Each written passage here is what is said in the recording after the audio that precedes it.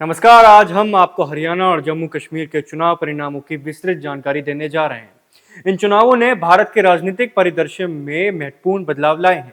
तो चलिए सबसे पहले हरियाणा से शुरू करते हैं। हरियाणा में कुल 90 विधानसभा सीटें हैं जिन्हें 5 अक्टूबर को मतदान हुआ था, जिसमें 68% वोट दर्ज की गई। प्रभावित रुझानों के अनुसार भारतीय जनता पार्टी 48 सीटों पर आगे चल रही है, जबकि कांग्रेस 36 सीटों पर बढ़त बनाए हुए है।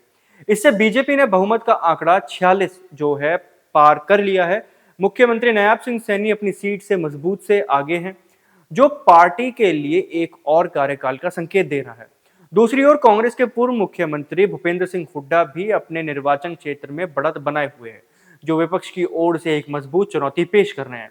हालांकि बीजेपी के भीतर के बागी उम्मीदवारों की स्थिति अच्छी नहीं है। विनेश फोगाट और दुष्यंत चौटाला जैसे उम्मीदवार जो निर्दलीय के रूप में चुनाव लड़ रहे थे, आधिकारिक बीजेपी उम्मीदवारों से काफी पीछे चल रहे हैं। हरियाणा की राजनीति में यह चुनाव कई मायनों में महत्वपूर्ण है। यह चुनाव राज्य में विकास और स्थिरता के मुद्दों पर केंद्रित रहा। बीजेपी का लगातार तीसरी जीत राज्य में पार्टी की मजबूत पकड़ को दर्शाती है, जबकि कांग्रेस का प्रदर्शन दिखाता है कि विपक्ष अभी भी मजबूत नहीं हो पा रहा है।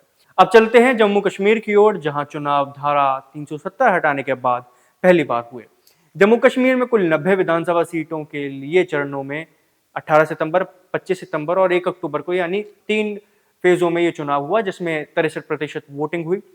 प्रारंभिक रुझानों के अनुसार नेशनल कॉन्फ्रेंस यानी कि एनसी और कांग्रेस गठबंधन 52 सीटों पर आगे चल रहे हैं, जबकि बीजेपी 24 सीटों पर बढ़त बनाए हुए है।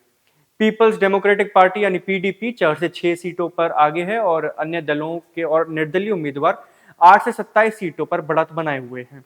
इस चुनाव के परिणाम कई मायनों में महत्वपूर्ण है। ये पहला चुनाव है जब से अनुच्छेद 370 हटाया गया और राज्य को 2 केंद्र शासित प्रदेशों में विभाजित किया गया। जम्मू कश्मीर में गठबंधन सरकार बनने की संभावना है, जो क्षेत्र की राजनीतिक स्थिरता और विकास के लिए महत्वपूर्ण हो सकती है। कई महत्वपूर्ण सीटों पर दिलचस्प मुकाबले देखने को मिले। Jammu Kashmir People's Democratic Party की प्रमुख महबूबा मुफ्ती और नेशनल कॉन्फ्रेंस के नेता फारूक अब्दुल्ला ने महत्वपूर्ण जीत हासिल की है। बीजेपी नेता रविंदर रैना नौशेरा में नेशनल कॉन्फ्रेंस के उम्मीदवार सुरेंद्र कुमार चौधरी से पीछे चल रहे हैं, जो एक आवश्यक मोड़ है।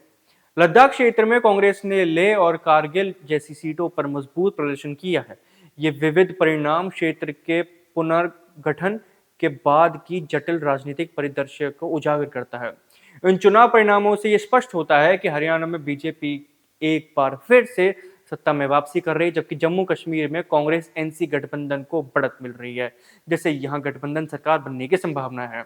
यह चुनाव के लोकतंत्र के लिए एक महत्वपूर्ण क्षण है, जो इन महत्वपूर्ण क्षेत्रों में जीवंत और गतिशील राजनीतिक संवाद को दर्शाता है। तो ये था रिजल्ट जम्मू कश्मीर और हरियाणा का, और इन रुझानों के अनुसार माना तो यही जा रहा है कि रिजल्ट भी इसी के हेरफेर में होंगे। अब आप इसकी पूरी वीडियो पर क्या राय है, हमें कमेंट सेक्शन में जरूर बताएं। आप देख रहे थे व्यू वन न्यूज, मैं हूं आपके साथ नमन शर्मा।